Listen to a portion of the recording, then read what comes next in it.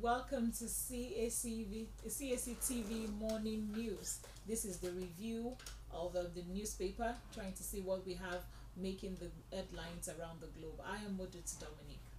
And my name is Oladipo. Good morning to you all.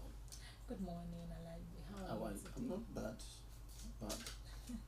All right, we'll go on a quick break, and when we come back, we'll take the quote for the day and also look at the news making headlines for today. Stay tuned.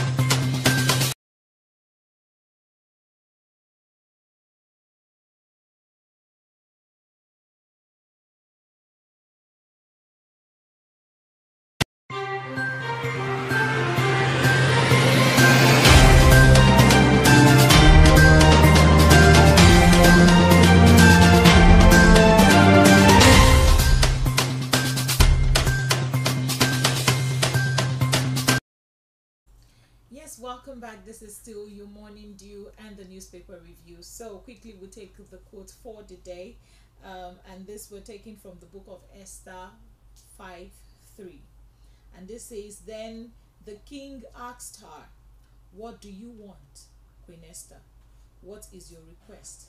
I will give it to you, even if it is half of the kingdom.' I will give it to you even if it is half of the kingdom." And this was what Esther was when she was consistent disturbing the king. She was persistent with her request with the king, and the king had no choice at some point to say, "What exactly do you need, woman? Tell me, even if it is half of the kingdom, I am going to give it to you." And the Lord is telling you today, what exactly do you want? What exactly is that thing that is bothering your heart today? Ask him who gives freely. Ask the Lord who gives freely, who is the King of all kings, and he will give to you freely. Do not forget that in everything you don't have to give up on yourself. You have to be consistent. You have to be persistent with your request, in as much as it is in God's will. It is in alignment with God's will, and then you watch him come through for you, and he will grant you your heart desires in Jesus' name. So let's take a look at the newspaper review. First, we have our, we're always starting with the Punch newspaper. So our first story says, "Forex crisis, Naira plunges to 1,025 Naira stroke dollar, job losses, factory shutdown looms. Forex crisis hinders raw material procurement, causes financial problem. SMEs cry independent shutdown, reps probes airlines, schools demanding dollars." The Naira fell further on Tuesday as it exchanged for the dollar at the parallel markets between 105 Naira per dollar and 125 Naira per dollar. Owners of small-scale enterprises, Nigeria Employees Consultative Association, and manufacturers who spoke to the Punch expressed concern about the falling value of the Naira, warning that it would lead to the shutdown of factories and attendant job losses. The Naira has maintained a downward trend since the Central Bank of Nigeria allowed a free float of the national currency against the dollar and other global currency in June. It's so sad that we have to come to a point where we are now exchanging dollar for 1,000 plus. It really would affect the small scale business, and I can imagine what they are going through at this point. For something even as when it was 800, we're still having issues with still complaining that it's affecting the small scale business. So how much more now that it is now for 1,000 plus? Engineer Ola. Look, you see, this problem has been there for a very long time, and to solve this problem, we have to look inward, and this is what somebody like Muammar Gaddafi has been saying before he died, that can Africa become independent economically?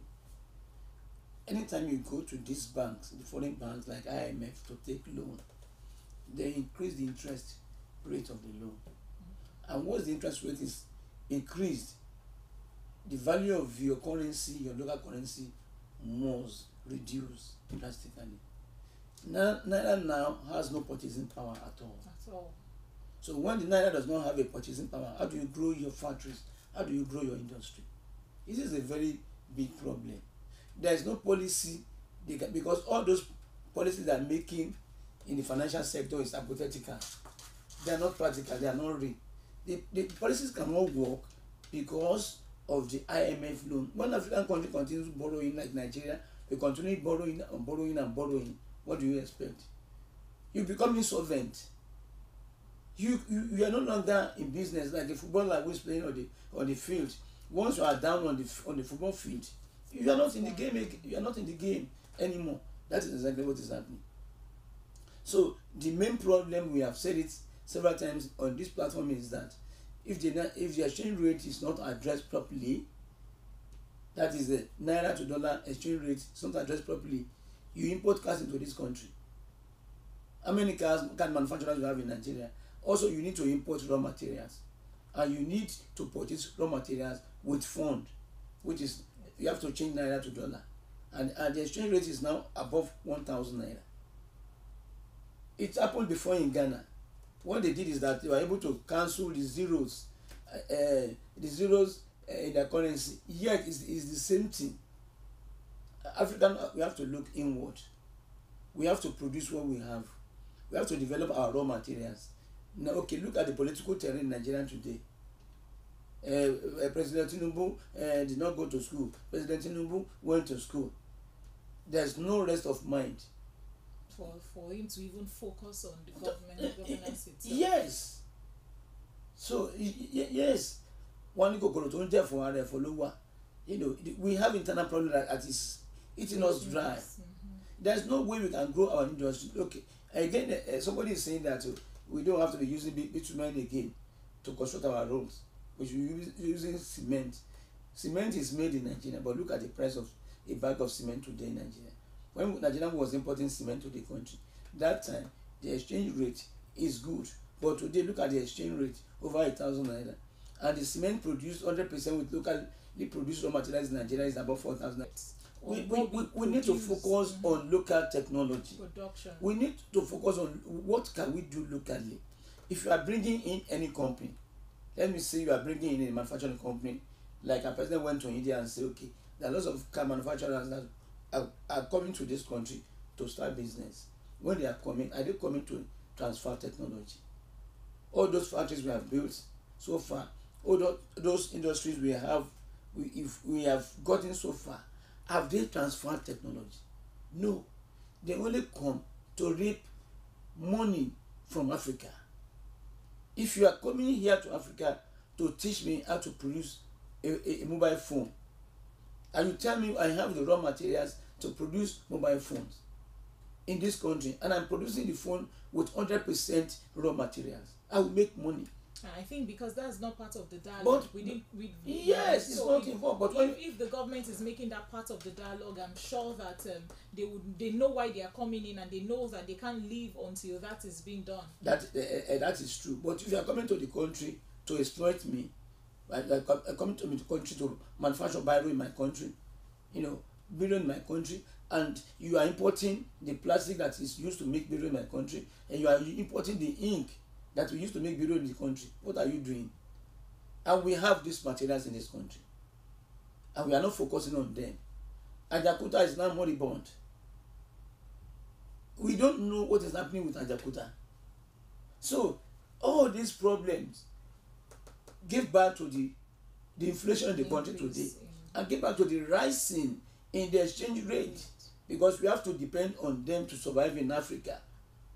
Until one African woman will say, oh, I want to depend on myself, I have to go to my farm, plant my yam, plant catch crops and food crops, be able to feed my family and sell some of it, then Africa can become independent. Economically, we are not independent. That's why we have all these problems. Now factories are now shutting down. No more job.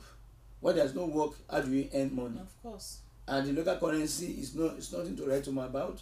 1,050 naira to $1 exchange rate. And what's the point working when you're not being paid? And then we get paid? Yes. So many pages uncovered. I think the government has to put up a policy. I've been saying this, that we have to collect all Nigerians in diaspora who are knowledgeable in the aspect of developing Nigerian economy and come back with a practical solution, not all those hypothetical solutions that were given to us by the Westerners that are not working at all in Africa. Of course. Yes. Because if the hometown is better, people wouldn't have any reason to even want to leave. Because we can no longer use our own local currency to buy anything from the international market. It is useless. We have to sort for dollars to be able to buy something from the international market. It can't continue like this. That's sad. All right, quickly, let's take a look at the second story that we have. And this says marketers counter FG, insist fuel subsidy is back. Petrol should be over 800 per litre without subsidy, says IP man. PMS queues may worsen. Dealers fault NNPCL availability claims oil marketers. On Tuesday, countered the opposition of the federal government as they insisted that the current pump price of premium motor spirit, popularly called petrol, should not be less than 800 per litre. If there was no subsidy on the commodity, that is only if there was no commodity on it, it shouldn't be more than 800 naira per litre. So petrol currently sells at between 580 naira per litre and 617 naira per litre, depending on the part of Nigeria where you are purchasing it from. Okay, so on Monday, the group chief executive officer NNPCL Malikai Kahari denied the reintroduction of petrol subsidy and claimed that the pocket of queues by motorists observed in petrol stations across the country stemmed from hiccups in product distributions from the south to the north and not a lack of supply. Okay, subsidy whatsoever, we are also okay. That was a statement. So further, it says that we will sell to the market, and we understand why the marketers are unable to import. We hope that they do it very quickly, and these are some of the interventions the government is doing. There is no subsidy, says Harry. Okay. Also, we also could see that in every fuel station is also being shut down. This morning when I was coming, I could hear the motorists complaining bitterly that the filling stations are being shut down. They can't even get fuel to buy. So even the little they are able to get, that is why they have increment in price.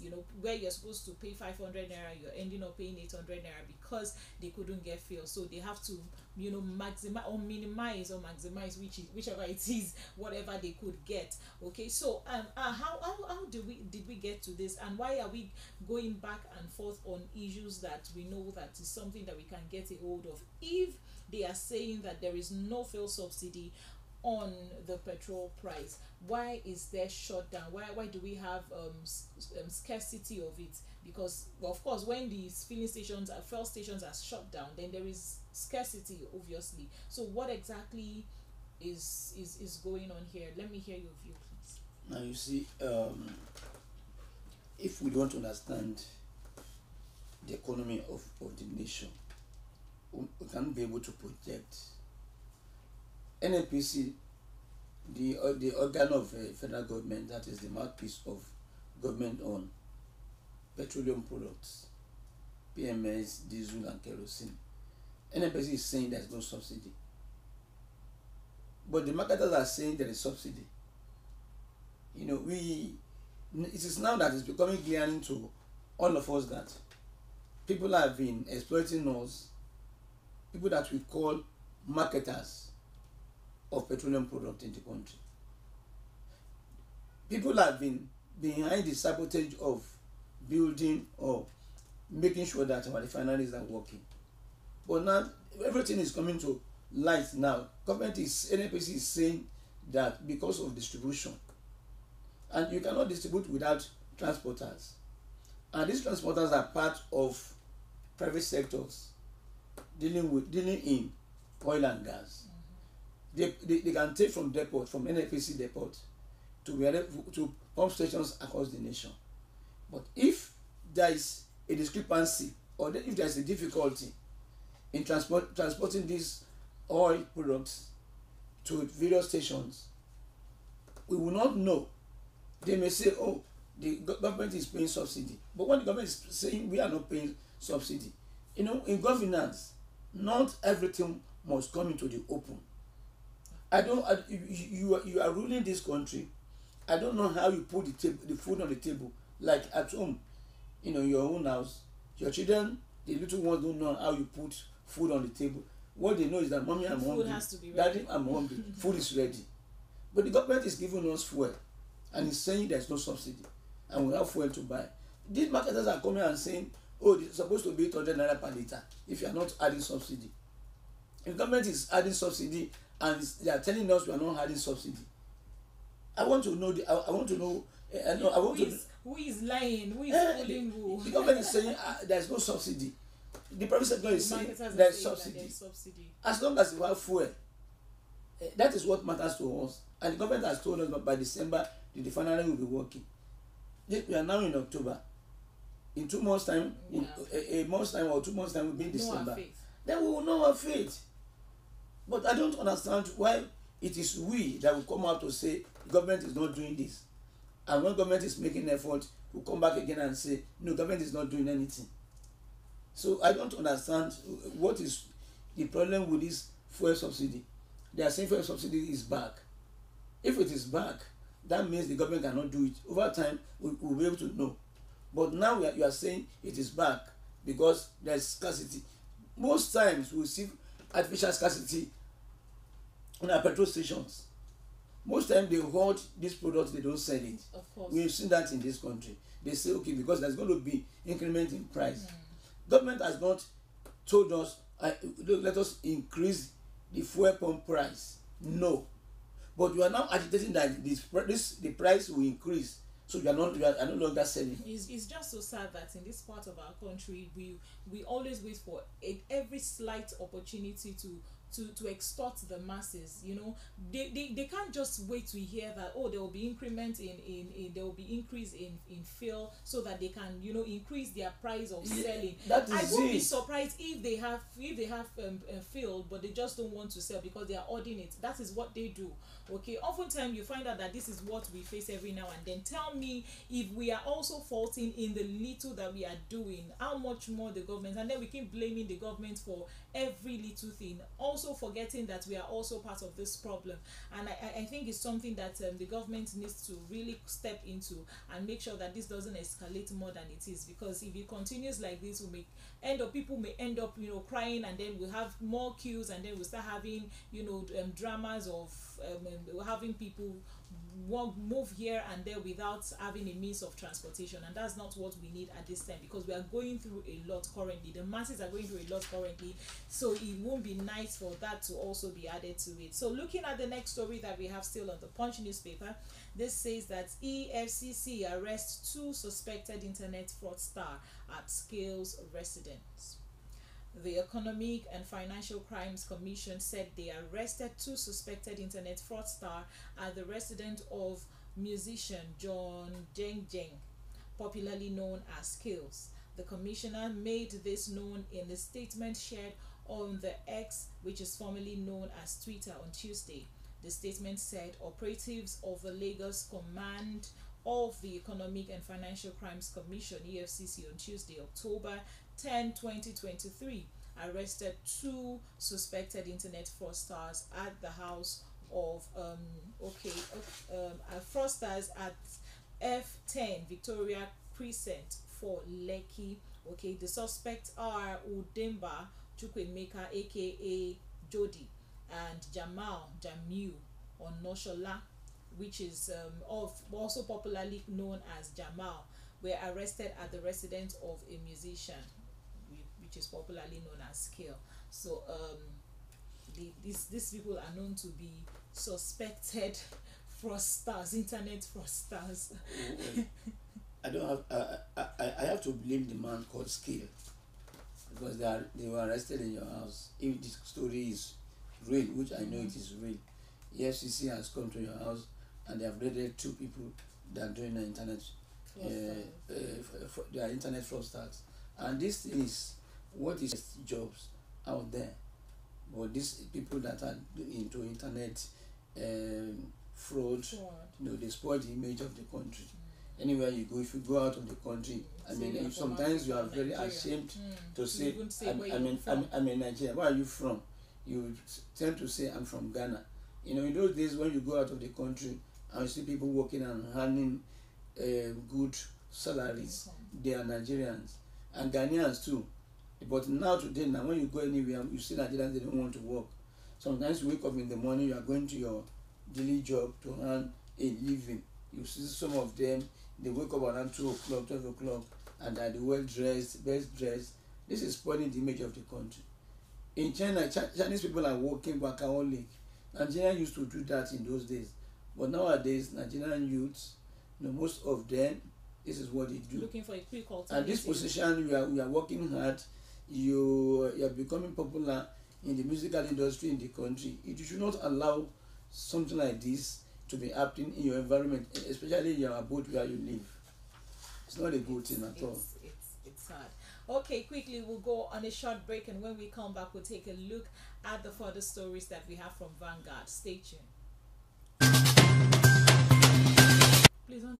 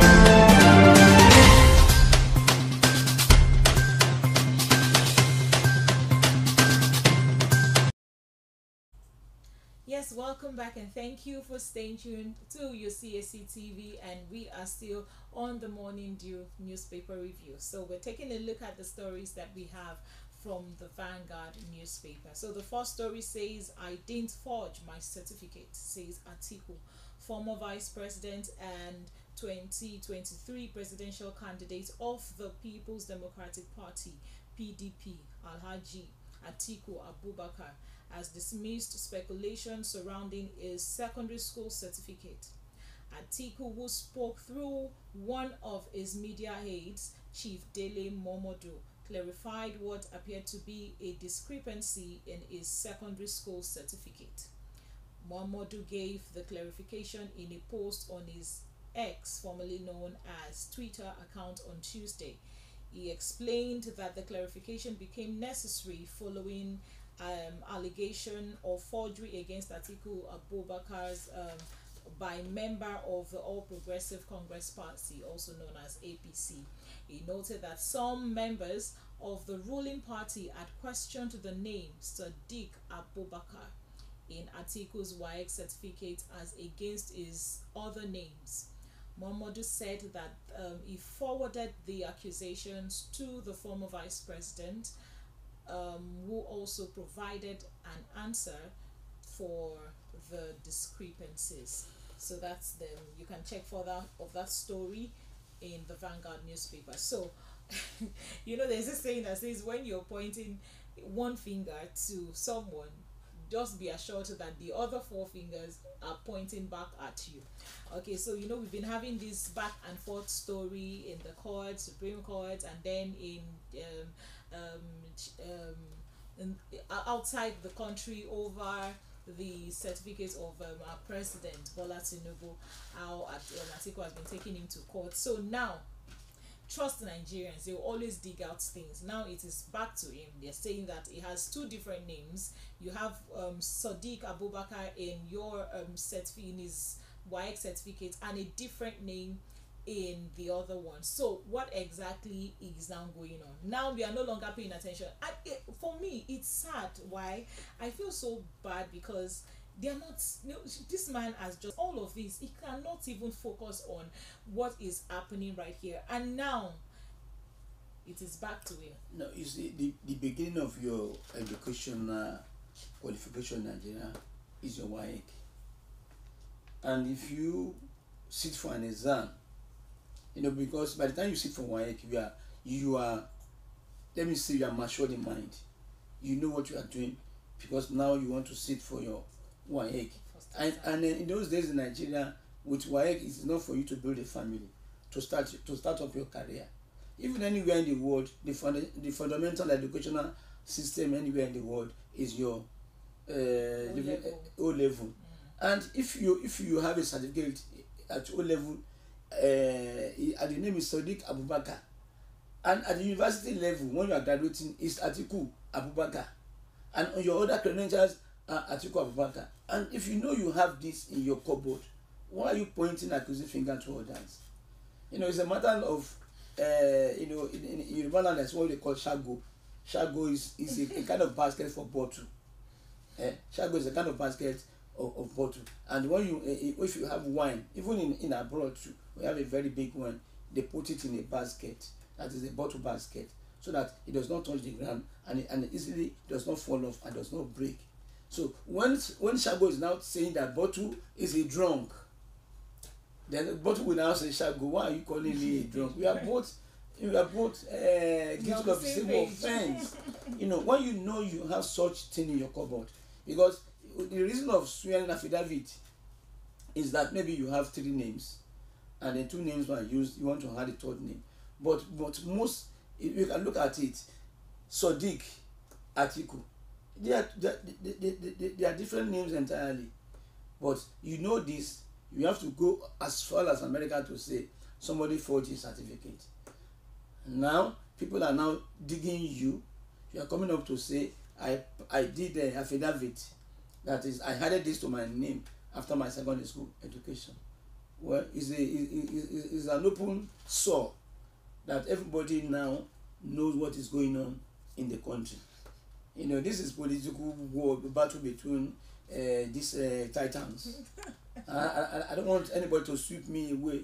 We are not concentrating on what is the problem right of this country. Now we are saying Nigeria is broke. The economy is in shambles. What led to that fact? I want to tell you one thing. Outside this, the federal government is probing the activities of CBN for the past years. Many pages uncovered, many heads will roll. People are coming out now to attack the presidency because of this step. Nobody in the country has ever had the liver to probe CBN. That how have you been managing spending Nigerian wealth, the Nigerian public wealth? Now it is being questioned, a very big capital question mark, and people are coming out different kinds of weapons to fight the government. Let us see where this will into. I know Nigeria will prove further for us to know more things. A lot is going to be revealed. Anybody who lives in a glass house must not throw stones. Yes. And if you throw stone in the market, hey, sometimes it might eat one of your relatives. All right, so we'll take a look at the next story, still on Vanguard, and this says Japa resident lives in cemetery streets as rent soar in Canada.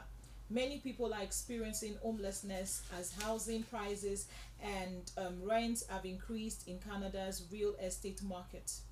Reports said tens of thousands have started living on the streets of Canada, which remains a top destination for immigration and refugees. According to a new study in September, one, one in two homeless people in Quebec can be located in rural areas of the eastern province rather than primarily in Montreal, um, as was previously the case. Indian Times reported that in a Quebec government assessment, nearly one in every four homeless people ended up on the street after being evicted from housing. Okay, so further story, we also have that the report revealed that some people have been living in temporary camp in the cemetery in Grandy, Granby, a town of 70,000 people, 80 kilometers, 50 miles east in Montreal. That is one of the affected persons. Danny Brodios has been living in a temporary camp in a cemetery in Granby for months after evicted from the apartment, which was also shared with his girlfriend in June. It's so sad that this JAPA this JAPA syndrome is really causing a lot of things, and I feel bad for some of these people who are having to remain homeless because of the price in everything. And I think this is not just in Nigeria that the price home increment in rents has been affecting everybody. So it's basically in every country. So if you're not a citizen of that country, it will be so hard for you to survive, and that is what these people are currently facing right now. Engineer Ola, over to you. Usually, there must be an understanding before you decide to travel out of the country. People do make lots of mistakes. Some of them are enjoying economically in Nigeria. I know of a family who sold his house, his company, and then relocated to Canada. You see, one thing in abroad that we must understand from the battle between President Tinubu and Atiku is that they don't worship certificates in the Western world. They worship the skill. They acknowledge the skill you have and what you can do. Deliver. What you can do and what you can deliver. And I want to say one thing again, that in abroad, people don't have one discipline. You see a man, when I was in the college, there are lots of students, they will study, they will have their BSc in electrical engineering. Some will have Bachelor of Engineering in electrical engineering, or BTech, Bachelor of Technology in electrical engineering. They will go back again to another university or to the same university for another course in electrical electronics or in civil engineering, because they know in today's structure, labor market, You have to have an idea of you have to have an idea of everything. Learn more and more about less and less until you know something about everything. You must know a bit of physics, a bit of geography, a bit of chemistry. That is the main reason why we have to revert back to your WAEC, where you have to study about 8 subjects, more than 8 subjects before you select the 8th one you want to follow. But that does not say you don't have knowledge in other subjects. If you are going to Canada, in Canada, a mechanical a technician, that is, let me say a local mechanic, can have a better job in Canada than somebody who does not have any profession. You are a graduate of history. You are going to Canada to do what? You will not have a place to stay. Yes, the guy that his name is being mentioned is that the guy was staying with his girlfriend. And what do you think will happen? You are in another man's country, in Canada, and you are living with a citizen, and you are living in a house, and you are jobless. What do you expect? Even I want to say that even in Nigeria, are you seeing many people are not homeless in this country? Of course. Many Nigerians are squatting. People will come from interior, maybe Oyo State, Ogun State, Ekiti State. They come to Lagos and squat with their friends. That is before they start earning living. It's all over the world. The only thing I have to say on this is that if you are going abroad, either Canada or anywhere, make sure you have handwork, your handwork. In London, tailors are making money. Of course. Hairstylists are making money. Hairstylists are making money. They're doing well. They are doing well. Those with handcrafts. Yes, papas are making money, but you are going to Canada because I have a PhD in history. Of course, you can be employed to teach African studies in the university, but are you going to teach the European history? No. So you have to make sure you prepare yourself Something very else well. to fall back on. Fall back on. Many Nigerians are in Ghana, roaming the streets, doing nothing. Many Nigerians are in Cotonou, roaming the street, doing nothing. The same thing in Canada. The same thing in Europe. You see them roaming the street, doing nothing. They can't come back home because they borrowed money to leave the country. They can't come. So in Nigeria today, people, you don't have to study only one discipline. Yes, if you are, I've seen somebody who's an electrician. The same person, if there's a liberal job, you say, okay, I can make blocks, so he works there. Yeah. So when he goes to a construction site to work, you see him turning to about 4 jobs, and you earn his money. So the world is no longer after your education. No. If you are going to anywhere in Europe or in America, or if you are going to Asia, make sure you have your handiwork, your skill. If you rely on your certificate in Sabodenje, you are on your own. You know, when I was reading the story, it took my mind back to thinking those who have sold their property, those who were doing well, not even selling their property, those who were doing well, who had a job that was going well for them here, and then they now, resign, get to borrow money and resign and then go back. If they have to be part of this, it would be a shame because they can't come back. So they will have to make sure that they do whatever it takes. If it means to go and clean the cups, if it means to go and wash the floor, if it means to go and live in the toilet, just because they can't come back, because that would be a lot of shame. So why do we have to wait to a point where it gets to that before we start thinking of having to invest in ourselves? They keep saying this day in, day out. Invest in yourself. It is very important. Okay, let's quickly take a look at this story from The Sun, and this says that Tinubu backs Umahi over war against contractors.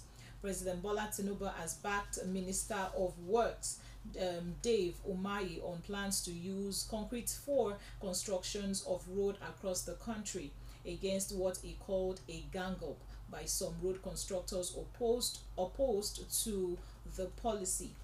He made the disclosure to State House correspondents after he met with President Bola Tinubu at Aso Rock Villa, Abuja. According to him, some contractors, with the backing of what he called enemies within, have ganged up to frustrate the policy, and President Tinubu has given him the go-ahead to resist the blackmail and do what is right for the benefit of Nigerians. Okay, so he also said there are some elements within that are also fighting me, who are also benefiting from the system, and that is the greatest problem we have, and I just can't pretend. I will flush those elements out and send them to ICPC to handle them, because nobody can hold this country to ransom. So I am giving them the last chance to conform so we can help Mr. President to reset the country. And so further of that story you can also find from the Punch. For me, like Engineer Ola mentioned earlier, that it's good that we are now beginning to pay attention to our local products, that seeing that we want to construct roads that are very good. I was talking to a friend of mine, and he was like, okay, that constructing the road with cement is actually very good, because that would it lasts longer than what we are facing right now. And it pains me that we have road constructors who do things for what they will gain at the end of the day. They don't do things based on the season. I know that road construction was supposed to take place when it is dry season, not when it is rainy. But they wait for when it is rainy season, especially at my end. Oh my goodness, when it is rainy season, that's when you see them start construction. And then before you know, the rain is flushing out, is also making it messy.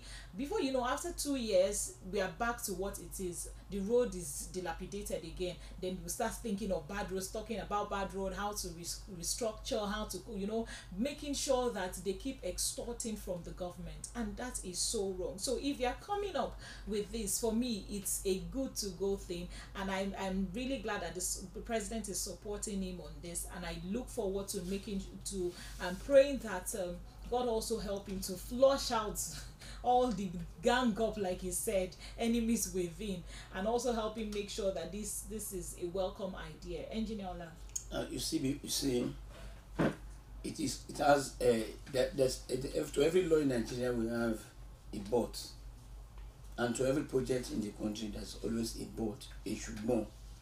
When you are talking about road construction, there are categories of road construction. One aspect of it is that most of the contractors are not qualified. Most of them are politicians. And if you give the job or the contract of road construction to a politician, what do you expect? Not a bona fide or qualified personnel. The first thing you have to do is you have to design, okay, I want to construct the road from Lagos to Ibadan.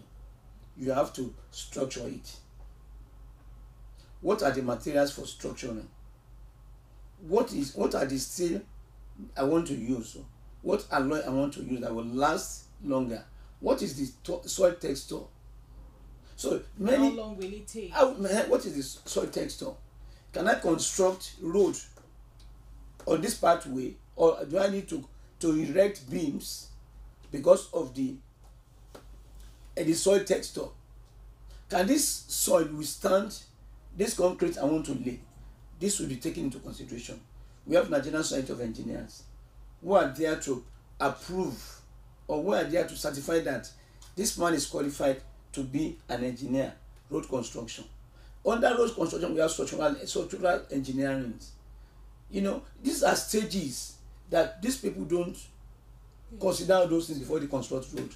Of course, when we say, okay, we want to construct road, we are giving to a contractor, and contractor will submit the quotations with all the materials and everything constructed very well. Then supervision. The government, you are giving out contract to somebody, you are not supervising the work. That these are the materials that is quoted in your quotation that will be used.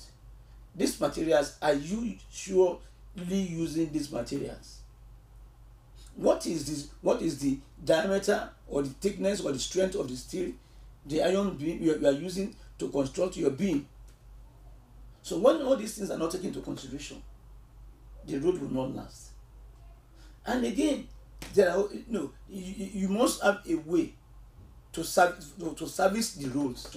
When you construct the road from Lagos, okay, if you go to Lagos to Ibadan road now, sometimes along the road, in the middle of the road, you see some potholes. When were they constructed? Maybe not until 1 or 2 years, and you still have potholes on the road because they do not follow what they quoted, and there's no supervision on that. Many countries of the world today, they do their road construction. If you go to Turkey, the Turkish are the laborers doing the road. Go to China, go to India. I'm not talking about European countries, but here we bring in a foreign contractor. We partner with this foreign contractor to embezzle and siphon money. And what happens to the road? They will say, Obasanjo, look at the road, Lagos to Abeokuta, that Obasanjo constructed, that Amosu constructed. What is wrong with the road now? Like he was the one who left his Aso Rock to come and... Okay, you give road construction to a medical doctor. He will get the contract. What will he do? He will sell the contract to the highest bidder. And that highest bidder may not qualify. So what Umahi is saying now is, okay, if you can follow it to the end, and you can monitor that, okay, you are giving a contract to somebody to construct a road of this mileage, okay, supervision. You must have another company to supervise. Exactly, that's where I was going. So that company will give you final report. Not the same set of people who are constructing. Yes. Now you are talking about using cement. Again, you have to consider the cost of cement. You have to consider when you want to use concrete. If you look at Julius Berger when they were constructing road, Lagos Ibadan Express Road, what they did was that they use sand, because we have different types of sand. They use sand, they apply cement, layers of cement before they put bitumen to construct the road. So the road will have a very solid foundation. If you go to the western part of Nigeria, let's talk about Ekiti, Osun State. There are still some roads that were constructed during the time of Obafemi Awolowo. Look at when he ruled as a premier in the western region, and look at the period of time of today. That is the time lag. That is the period of years between. I mean the number of years between those periods, and the roads are still usable till today, and they did not use concrete for those roads. You know, you see, it's not the material that is of paramount importance. It is, you know, how you designed the road, and what are the material used for the design. And then again, there's another major problem in this country that is rampant in Lagos.